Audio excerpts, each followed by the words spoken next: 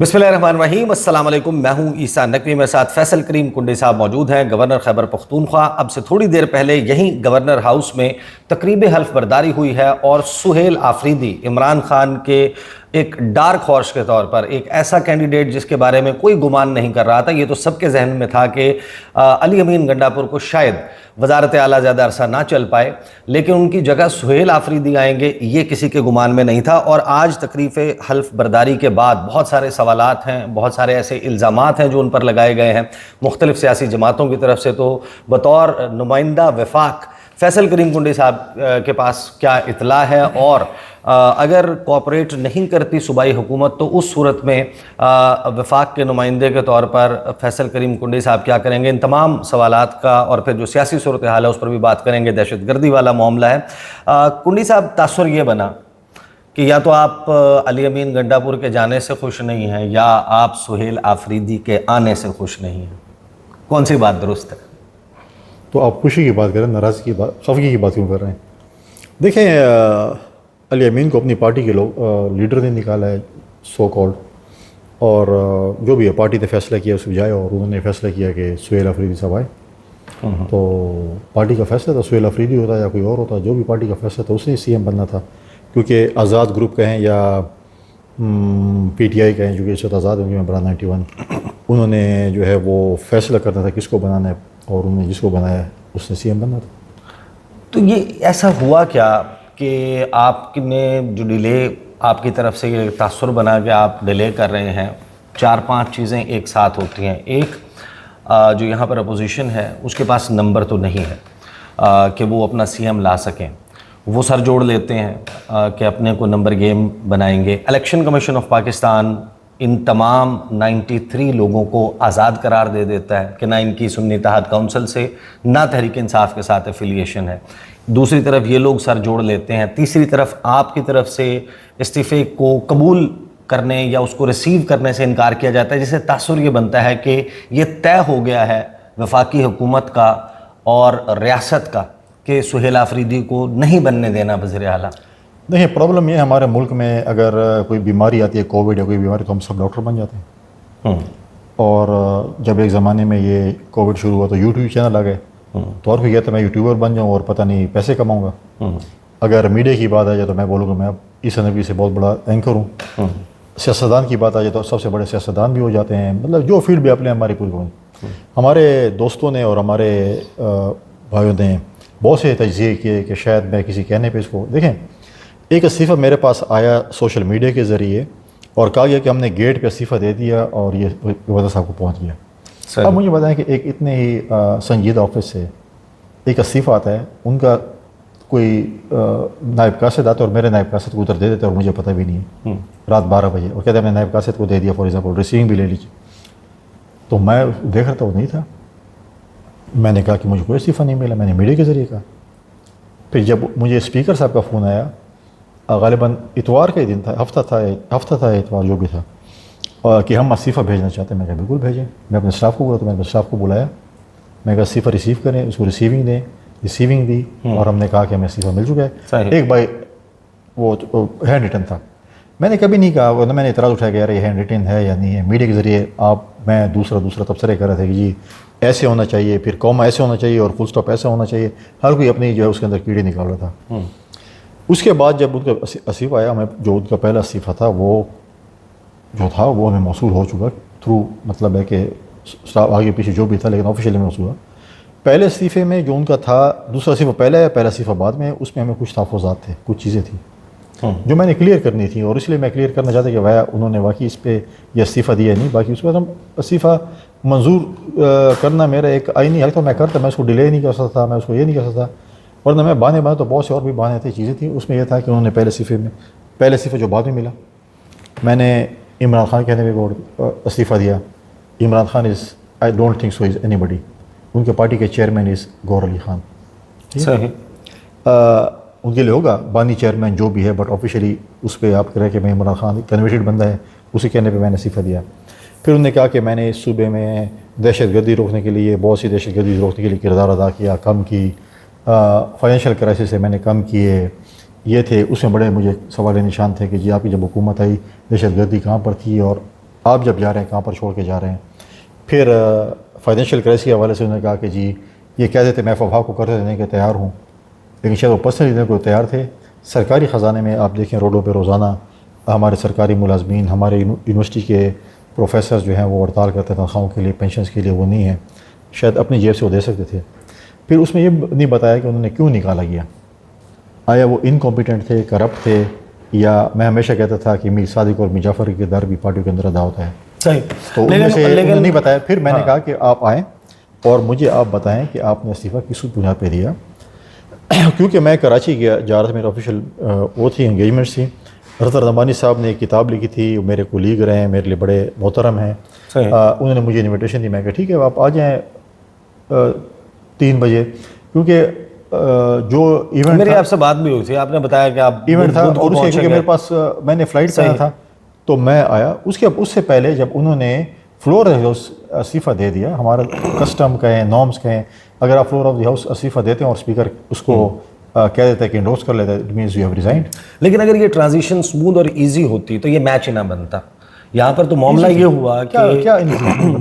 ہوا کہ 4 اگر کسی کی سیٹیں ہیں مخصوص ملا کے، کسی کی 17 ہیں، کسی کی 11 ہیں، وہ بھی اپنے سی ایم کے کینڈیڈیٹ لا رہے ہیں ایک ایسے الیکشن میں جہاں پر 73 اراکین کی حمایت درکار ہے چیف منسٹر بننے کے لیے.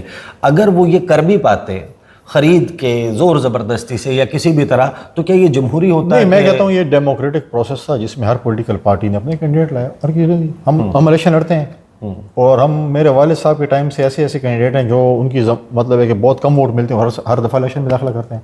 ہم کیسے آپ داخلہ نہ کریں؟ آپ بھی کل نامینیشن شوقیہ الیکشن نہیں آپ بھی کل نامینیشن پیپر جمع کرائیں، میں بھی کراؤں، دوسرے بھی کرائے. تو وہ اگر الیکشن جمع کراتے ہیں تو اس پہ جو ہے مسئلہ یہ نہیں کہ آپ اس کو روک سکتے ہیں. اگر دیکھیں اپوزیشن نے 3 کینڈیڈیٹ نے کاغذات جمع کرائے، at the end of day ایک کینڈیڈیٹ شاید آ جاتا ہے متفقہ طور پہ. اور یہ میں سمجھتا ہوں کہ جمہوری اور سپورٹس مین اسپرٹ کا ہوتا ہے کہ آپ چلو مقابلہ کرتے ہیں. اب میں بولوں کہ وفاق میں سنی اتحاد کونسل ہے، انڈیپینڈنٹ گروپ ہے، جو بھی ان کے نمبر تھوڑا کیوں مقابلہ کرتے ہیں ہر وقت کیوں جی؟ تو یہ ایک اسپورٹس میں اسپرٹ ہے کہ انہوں نے چلو نامینیشن پیپر جمع کرائے اور کل شاید اتفاق بھی ہو جو انہوں نے بائک آؤٹ کیا. تو چیزیں جو ہے نا، ابھی عدیل سرفراز صاحب جو ہے نا وہ ساتھی دفتر میں بیٹھے ہوئے ہیں اور انہوں نے آپ کے ایک دوست ہیں فواد چودھری صاحب، ان کا ایک ٹویٹ ابھی انہوں نے ایک ٹویٹ کیا ہے، میں یہ پڑھ دیتا ہوں. انہوں نے آپ کے حوالے سے اور مولانا فضل الرحمان کے حوالے سے کچھ کہا ہے، کیونکہ شوکت بسرا نے آج جو وہ حلف برداری والا معاملہ تھا اس کے حوالے سے جو پشاور ہائی کورٹ کی تصویر پوسٹ کی، اس کو کوٹ ٹویٹ کرتے ہوئے فواد چودھری کہتے ہیں کہ مولانا فضل الرحمان اور فیصل کریم کنڈی نے اپنے دل اور دماغ دونوں کو دان دے کر غلط فیصلے کیے اور خواہ کی ہیوملیشن لی. دونوں کا دل اور دماغ اس فیصلے کے ساتھ نہیں تھا. چودھری فواد حسین، میرے خیال میں ان کی یہ تو اس پارٹی میں بھی نہیں ہے. وہ خواب سے تو ان کی پارٹی ماضی کی پارٹی چلتی پتہ نہیں آج کل وہ پی ٹی آئی میں ہے یا نہیں ہے، جانے کی کوشش کر لیں ان کو چھوڑ نہیں رہے غالباً ایسے ہے. تو اگر وہ خواب دیکھنا انہیں شروع کرے تو مجھے نہیں پتا، میرے دل و دماغ پہ وہ تو سوار نہیں ہے.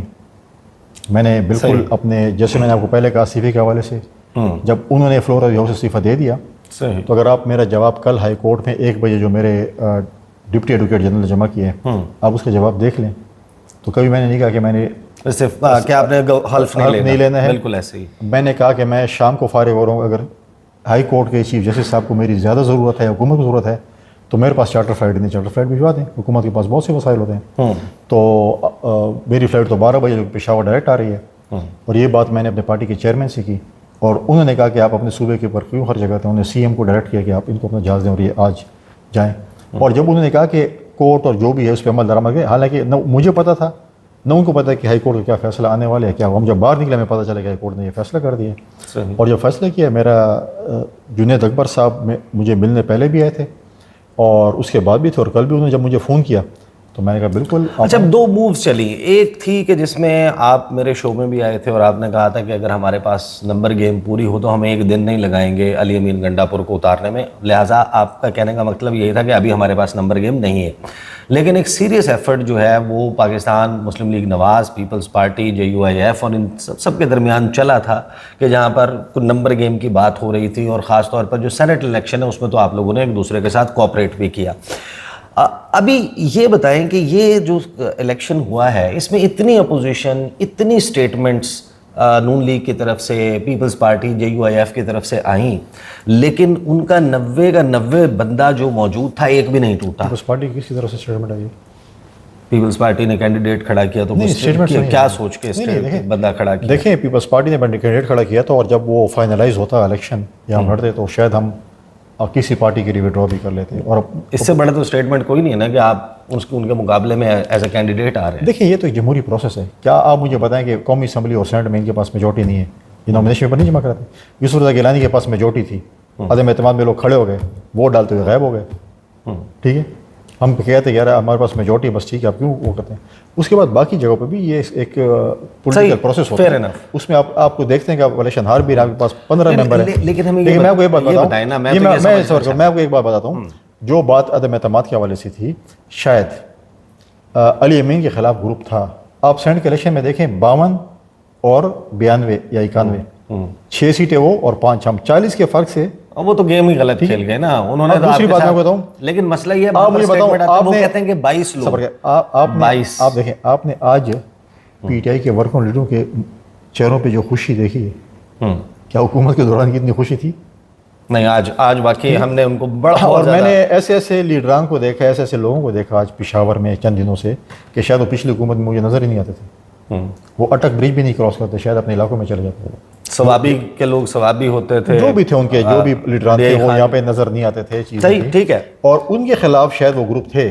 جب انہوں نے اس لڑکے کو CM بنایا تو سارے گروپ جو anti with in party groups ہوتے ہیں, علی امین تھے. لیکن میں تو یہ سمجھنا چاہ رہا ہوں نا کہ ایک اوپن اپوزیشن جو ہے وہ بنی DJISPR کی پریس کانفرنس کی وجہ سے تاثر بنا, نون لیگ کی وجہ سے. دیکھیں میں اس اسٹیٹمنٹ سے جو تاثر بنا, نہیں سوال سن لیں, اس کا مطلب اینڈ رزلٹ یہ نکلتا ہے کہ ان کے جو 8 لوگ باہر ہیں ان میں سے 5 پاکستان لینڈ کرتے ہیں اور وہ بحفاظت بڑے آرام سے اسمبلی ہال پہنچ جاتے ہیں. اس کا مطلب یہ ہے کہ زبانی تو جو کچھ کہا گیا پریکٹیکلی ان کے الیکشن کی راہ میں رکاوٹ نہیں ڈالی گئی. نہیں دیکھیں میں بتاؤں کہ وہ ان کے پاس میجورٹی تھی, ان کے پاس کوئی ایسا وہ نہیں تھا, میجورٹی تھی اور ان کا حق بنتا تھا کہ ان کا CM آئے.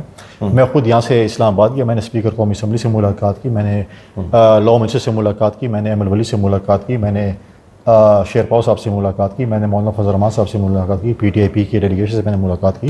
سب سے میں نے مشاورت کی کہ اس سچویشن میں کیا ہونا چاہیے کیا نہیں ہونا چاہیے. کسی سے میں نے نہیں کہا کہ آپ عدم اعتماد کریں یا آپ آگے ہو جائیں یا آپ ہم لوگ کو سپورٹ کرتے ہیں.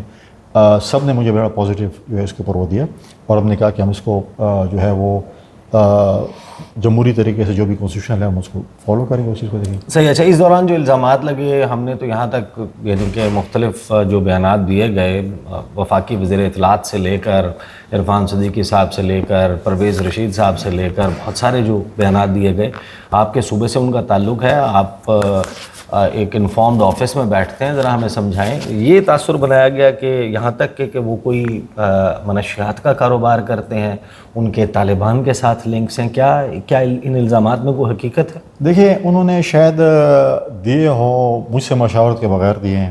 دوسری بات یہ ہے کہ انہوں نے جو اگر ان کے پاس زیادہ انفارمیشن ہوگی یا انہوں نے سوشل میڈیا پہ ان کے جو ہے وہ دیکھے ہوں گے اپنے تقریر, اس سے انہوں نے موازنہ کیا ہوگا.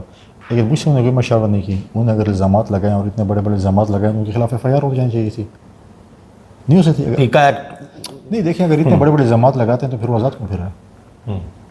یعنی آپ نے ہائر ایجوکیشن کا منسٹر جس کو اپنے صوبے میں بنایا ہوا تھا, اگلا میرا سوال یہی تھا کہ اگر یہ انفارمیشن درست ہے کہ ایک شخص جو ہے وہ منشیات کا کاروبار کرتا ہے یا وہ طالبان کے ساتھ اس کے اس طریقے کے لنکس ہیں اور اس صوبے میں دہشت گردی کا ذمہ دار ہے, تو پھر اس کو آپ نے ہائر ایجوکیشن کا منسٹر کیسے رہنے دیا؟ وہ بھی چھوڑ دیں. اگر اتنی ویل انفارمڈ ہیں تو FIR کیوں نہیں کرتے, اندر کیوں نہیں کراتے؟ اور وہ MPA بھی کیسے بن سکتا ہے؟ نہیں تو پھر آپ اس کے اوپر کر دیں نا, اس کو اندر کرا دیں. صحیح. چلیں یہاں تک تو آ گیا نا اس معاملے پہ. لیکن دیکھیں اس پورے پروسیس میں آپ نے دیکھا ہوگا کہ میڈیا پہ میرے اسٹیٹمنٹس بھی دیکھی ہوں گی, کبھی ہم نے یہ نہیں کہا کہ دیکھیں میں کیوں کہوں کہ آپ میرے اوپر الزام لگے میں لگاؤں. اگر میرے پاس آپ کے خلاف پراپر الزامات ہیں تو میں تو کورٹ سے رابطہ کروں گا یا FIR آپ کے خلاف کاٹوں گا. میں بولوں گا یہ ہے اس کے اس پر آپ اس کو ختم کر دیں. کون ختم کرے گا؟ زبانی کلامی پریس کانفرنس سے تو کوئی ختم نہیں ہوتا. جیسے ہمارے PTI کے دوست ہیں وہ جلسے جلوسوں سے اپنے بانی چیئرمین کو آزاد کرانا چاہتے ہیں, یا اسلام آباد میں جلسے جلوس کریں, چڑھائی کریں, صوبہ بند کریں, تو وہ تو کورٹ سے آزاد ہوں گے. تو پراپر فورم پہ اگر ہم رابطہ کرتے ہیں جس کے پاس بھی جو الزامات ہیں تو میں سمجھتا ہوں کہ وہ اچھا ہوگا. آپ نے پہلا اسٹیٹمنٹ تو ان کا دیکھا تھا نا فلور آف دا اسمبلی, انہوں نے کہا میں عشق عمران میں مارا جاؤں گا. دیکھیں اس کو عشق عمران کیوں ہے؟ ایک آئی ایس ایف کا student leader, first timer M P A, کوئی اتنے اچھے مطلب اچھا میں کہوں گا کہ اتنے پولیٹیکل بیک گراؤنڈ سے ان کا تعلق نہیں تھا, اور 1.5 سال میں اگر وہ سی ایم بن جاتا ہے تو اس کے پارٹی کے چیئرمین کے اوپر مہربانی ہے. نہیں تو یہ اچھی بات نہیں ہے کہ ایک عام ورکر جو ہے وہ, اگر وہ یہ نہیں کہے گا تو کیا بولے گا؟ بغض عمران بولے گا. صحیح. تو ٹھیک ہے, انہوں نے کہا کہ مجھے اس پر, اور میں سمجھتا ہوں کہ پارٹی کا احسان ہے. میں کہتا ہوں کہ میری پارٹی کا میرے اوپر احسان ہے. اب آ جائیں ذرا تھورنی سبجیکٹ پر. دہشت گردی کا معاملہ ہے کہ اتنا کرونک ایشو اس صوبے کا. آپ نے میرے پروگرام میں بھی اسٹیٹمنٹس دی تھیں, آپ نے کہا کہ ڈی آئی خان میں وزیر اعلیٰ کے اپنے شہر میں مغرب کے بعد باہر نہیں نکل سکتے, عصر کے بعد, اور بھی مختلف علاقے ہیں جو نو گو ایریا بن چکے ہیں دہشت گردی کی وجہ سے. اب 2 پوائنٹ آف ویوز ہیں اس وقت. ریاست کا پوائنٹ آف ویو یہ ہے کہ ہم نے ان کو کچلنا ہے, ہم نے ان کو کرش کرنا ہے. ہم نے over a period of time 70-78 سالوں میں ہم نے دونوں پالیسیز رکھی ہیں. کبھی ہم ٹاکس کے اوپر یقین رکھتے رہے ہیں, کبھی ہم ان کے خلاف آپریشنز کرتے رہے ہیں. ہمارے لیے تو دونوں ہی سکسیسفل نہیں ہوئی. اب مسئلہ یہ آ گیا ہے کہ صوبے کے چیف منسٹر اور ان کی پارٹی جس کے پاس مینڈیٹ ہے, اس کا پوائنٹ آف ویو یہ ہے کہ ہم نے دہشت گردوں کے خلاف ایک آل آؤٹ بڑا اس قسم کا آپریشن نہیں کرنا جس سے کولیٹرل ڈیمیج ہو, ہمیں بات چیت کا راستہ اختیار کرنا چاہیے. یہ مسئلہ کتنا بڑا ایشو بن سکتا ہے آگے چل کے وفاق کے اور صوبے کے درمیان؟ دیکھیں مسئلہ ڈیفینیٹلی بنے گا. ہمارے صوبے کے حالات بھی اتنے اچھے نہیں ہیں, اور ہمارے صوبے میں جو سچویشن ہے اس وقت لا اینڈ آرڈر کی, چاہے وہ مرج ڈسٹرکٹس کی ہے, چاہے وہ سیٹلڈ ایریا کی ہے, افغانستان کے ساتھ اگر آپ ہمارے صورتحال دیکھیں اس وقت جو چل رہی ہیں وہ بھی کوئی اتنے اچھے نہیں ہیں. اور میں سمجھتا ہوں کہ جو پاکستان کے آئین کو نہیں مانتا, جو پاکستان کے قانون کو نہیں مانتا, ان کے خلاف ڈیفینیٹلی ان سے بات چیت بھی نہیں ہو سکتی. ان کے خلاف انٹیلیجنس بیس آپریشن بھی ہوں گے, ہو بھی رہے ہیں. آپ دیکھیں جو ہمارے فوج کو, ہمارے پولیس کے نوجوانوں کو, ایف سی کے نوجوانوں کو شہید کر رہے ہیں, اور آپ کہہ رہے ہیں کہ نہیں ان کے ساتھ بات چیت ہونی چاہیے. پھر آپ دیکھیں کہ بات چیت بھی ہوئی, جرگہ جو بھی بنا وہ بھی, اس کو بھی وہ نہیں مانتے. اب ہمارے ہر بندہ ہمیں آ رہا کہتا ہے کہ ہمارے صوبے کے حالات خراب ہیں, ہمیں امن چاہیے لیکن انٹیلیجنس بیس آپریشن بھی نہیں چاہیے. تو مجھے بتائیں کہ ہمارے ریاستی اداروں کے پاس علیحدگی کا چراغ تو نہیں ہے نا. آپ کو اگر امن ہوگا تو اس کے لیے ڈیفینیٹلی انٹیلیجنس بیس آپریشن ہوں گے, اور ہم اس کو سپورٹ کرتے ہیں ہمارے صوبے میں امن کی. آج آپ دیکھیں کہ افغانستان میں جس طریقے سے انڈیا اور اسرائیل کے سپورٹ سے خوارج جس طریقے سے پاکستان پہ حملے کر رہے ہیں, چیزیں کر رہے ہیں, ہم نے ان لوگوں کو کتنے سال پالا, اور اس کے بعد جو ہے آپ دیکھیں کہ آج ہمیں یہ اس کا سبق مل رہا ہے. پاکستان نے دیکھیں کس طرح ریسپونڈ کیا. ہم انڈیا جیسے دشمن کو منہ توڑ جواب دے سکتے ہیں, تو یہ تو ہمارے لیے کوئی چیز نہیں. صحیح. اچھا مجھے یہ بتائیں کہ آج 2 حیران کن اسٹیٹمنٹس آئے ہیں. ایک ہے بیرسٹر سیف کا اور پھر بیرسٹر گوہر کا. دونوں نے عمران خان سے جس کی ملاقات ہو رہی ہے, ایک انٹرسٹنگ اسٹیٹمنٹ آ رہا ہے. بیرسٹر سیف کہتے ہیں کہ عمران خان نے کہا ہے کہ اگر انہیں پیرول پر رہائی ملی تو وہ امن کے قیام اور تنازعات کے حل کے لیے اپنا کردار ادا کریں گے. بیرسٹر گوہر نے دعویٰ کیا ہے کہ عمران خان نے کہا ہے کہ آپ مجھے پیرول پر رہائی دیجئے, افغانستان کا مسئلہ حل کرتا ہوں. یہ معاملہ اس طرف جا رہا ہے. کس کو کہا ہے؟ اپنی پارٹی کے لوگوں کو کہا ہے. وہ کیوں اس طرح قسم کا تاثر دیں گے؟ تو بڑا ٹف سٹینس تھا نا. نہیں تو وہ اس کو رہائی کون دے گا؟ پیرول پہ رہائی کون دیتا؟ عدالت دے گی نا. عدالت پیرول پہ رہائی. دیکھیں تو ان کا اپنا مسئلہ ہے. گور علی خان کی بات پہ تو میں, کیونکہ ان کے پارٹی کے چیئر میں تو کچھ بات کر سکتا ہوں. بتائیں. وہ کہتے ہیں کہ افغانستان کے معاملے پر میں اپنا کردار ادا کر سکتا ہوں. I don't think so. Afghanistan کے معاملے میں جو ان کا کردار, آپ مجھے بتائیں کہ 2013 میں جو ایک پرامن حکومت ہم نے ان کے حوالے کی تھی, آج انہوں نے اس صوبے کا کیا حالات کیا؟ اس وقت وزیر اعظم بھی تھے, اور وہ سٹیٹس اٹھاتے ہیں, وہ کہتے ہیں یہ گراف دیکھیں ہمارے دور میں سب سے کم حملے تھے, دہشت گردی سب سے کم. ابھی دیکھ رہے ہیں 2013 سے لے کے ہم نے ایک پورا منصوبہ کے حوالے جب کیا تھا, اس سے اور آج تک کے حالات دیکھ لیں کیا تھے, اس سے پہلے کیا تھا جب ہم نے پورا منصوبہ کیا. تو میں گور علی خان کیونکہ ان کی پارٹی کے چیئرمین بات کر سکتا ہوں, اور دوسرے شخص پہ تو ہم کیا کہہ سکتے ہیں کہ وہ کس وقت کس کشتی میں ہوں گے. اچھا, مریم نواز صاحبہ پر آنے سے پہلے مجھے مشورہ آپ سے سننا ہے جو سہیل آفریدی کے لیے آپ مشورہ دینا چاہیں. میں سمجھتا ہوں میری آج ان سے بڑے اچھے ماحول میں ملاقات بھی ان کی پارٹی لیڈرشپ موجود ہے, اور میں ان کو کہا ہے کہ ہمیں چاہیے کہ ہم مل کر صوبے کی امن کے لیے, صوبے کی ترقی کے لیے اور صوبے کی خوشحالی کے لیے ہم کام کریں. پولیٹیکل چیزیں بھی ہوتی ہیں، اس کو بھی ساتھ ساتھ آپ اپنا لے کر چلیں. پولیٹیکل اپنی پارٹی ہے چیزیں، لیکن جو ہمارے سنجیدہ ایشو ہیں، چاہے ہمارے وفاق کے ساتھ مسائل ہیں، ہمارے جو وسائل ہیں، چاہے وہ گیس ہے، چاہے پانی ہے، چاہے بجلی ہے، ان کی رائلٹیز کی بات ہو، NFC کی بات ہو، مرج ڈسٹرکٹ کی اور بڑی ذمہ داری ہے کہ مرج ڈسٹرکٹ کے جو ہمیں وعدہ کیا تھا ان لوگوں سے کہ 100 ارب روپے سالانہ خرچ کریں گے آپ کے اوپر 10 سال کے لیے، 8 سال ہو گئے جو ہوا ہے، اس کے لیے میں کہا مل جل کر جو ہمیں صوبے کے لیے کام کرنا چاہیے. باقی پالیٹکس چلتی رہے گی، کرتے رہیں گے. علی امین گنڈا پور سے کتنی ملاقاتیں ہوئی تھیں وہ جب چیف منسٹر تھے؟ مجبوری میں ہوتی رہتی تھی. اکا دکا ہی ہوئی. ہاں، جب کوئی اوور ٹیکنگ ہو جاتی تھی، مجبوری ہوتی تھی، چاہے کیبنٹ کی علیحدہ سے جو ایک وزیر اعلیٰ اور گورنر کے درمیان ملاقات ہوتی ہے کبھی نہیں ہوئی. ایز سچ آ جاتے تھے جب اوور ٹیکنگ چیف جسٹس کی تھی 3-4 ماہ. لگ بھگ 1.5 سال سے کچھ زائد کا وقت علی امین گنڈا پور نے ایز چیف منسٹر گزارا، اس کو کیسے ڈیفائن کریں گے؟ میں سمجھتا ہوں کہ آج PTI کے لوگوں میں جو خوشی تھی اس سے آپ کو اس کا جواب مل جائے گا. آپ بھی خوش ہیں؟ کیا چیز؟ آپ بھی خوش ہیں ان کے جانے سے؟ دیکھیں، میں نے کہا تھا نا کہ ان کو دشمن کی ضرورت نہیں، خود ہی جائیں. آپ نے شعر لکھا تھا نا، آپ نے کہا کہ کیوں اداس رہتے ہو سردیوں کے شاموں میں، اس طرح تو ہوتا ہے اس طرح کے تو میں نے ان کو تشبیہ دی ان کے کرتوتوں سے، جو ان کے کرتوت تھے تو ان کے ساتھ تو یہ ہونا تھا. نہیں، ان کے اوپر کرپشن کے کوئی الزامات تو نہیں تھے یا ہے؟ تو پھر میر صادق اور میر جعفر کا الزام ہے. کرپشن کے الزام ہے ان کے اوپر. دیکھیں، انہوں نے بتایا نہیں، میں اس لیے تو بلایا تھا کہ بتائیں کہ آپ میر صادق میر جعفر کے ادا کر رہے تھے، کرپٹ تھے یا انکمپیٹنٹ تھے. 3 چیزوں پہ نکالا جاتا ہے نا. تو وہ 12 اضلاع سے پھلانگتے ہوئے پشاور میں اسمبلی میں نمودار ہوئے تھے، یہ بھی تو ایک بڑی کمپیٹنٹ تھے. مطلب ہے پھر 2 چیزیں رہ گئی، پھر میر صادق میر جعفر ہوں گے یا پھر کرپٹ ہوں گے. صحیح. کمپیٹنسی تو ہم نے بتا دی ہے نا. صحیح. ادروائز جو منظرنامہ ہے، ابھی آپ کے پاس تو اطلاعات کی ذمہ داریاں آپ نہیں ہیں، کچھ وقت پہلے تک تو آپ سیکرٹری اطلاعات بھی تھے اپنی جماعت کے. پہلے تک اب آپ کے دوست اب ندیم افضل چند، آپ کو بہت زیادہ خبریں ہوں. ندیم افضل چند صاحب ہیں، تو وہ بس یہ پوچھنا تھا، وہ انگلیاں توڑنے کے کوئی بیانات آئے تھے، پھر دوستی بھی ہو گئی، دوبارہ سے معاملات طے پا گئے کہ پنجاب کی طرف کوئی انگلی اٹھائے گا تو وہ انگلی توڑ دیں گے. وہ آپ لوگ تنقید کر رہے تھے نا سیلاب والے معاملے پر. آئی ڈونٹ تھنک سو کہ ایسے پولیٹیکل اسٹیٹمنٹ ہوتی رہتی ہیں، چیزیں ہوتی رہتی ہیں. میں نہیں سمجھتا کہ ایسے کوئی ہو سکتا ہے. معاملہ تو بڑا سیریس ہو گیا. پنجاب میں یہ فلمی ڈائلاگ بہت زیادہ چلتے ہیں، لوگ خوش ہوتے ہیں فلمی ڈائلاگ سن کے. اچھا، یہ فلمی ڈائلاگ تھے. مریم نواز صاحبہ جو ادا کر رہی تھی، ہر دوسرے دن ایک جگہ پر الیکٹرک بس کا افتتاح کرتے ہوئے کبھی انگلیاں توڑنے کی بات کر رہی تھی، کبھی کہہ رہی تھی کہ جناب میں تو آصف علی زرداری صاحب کو بزرگ سمجھتی ہوں، وہ لگام ڈالیں وہ ان کو اپنے ترجمانوں کو. میں کہتا ہوں کہ اچھی بات ہے کہ ریسپیکٹ کرتی ہیں وہ آصف علی زرداری صاحب کا، لیکن اس ریسپیکٹ میں یہ بھی ہونا چاہیے کہ جب پریزیڈنٹ صاحب آتے ہیں تو چیف منسٹر اس کو ریسیو کرتے ہیں ایئرپورٹ پہ.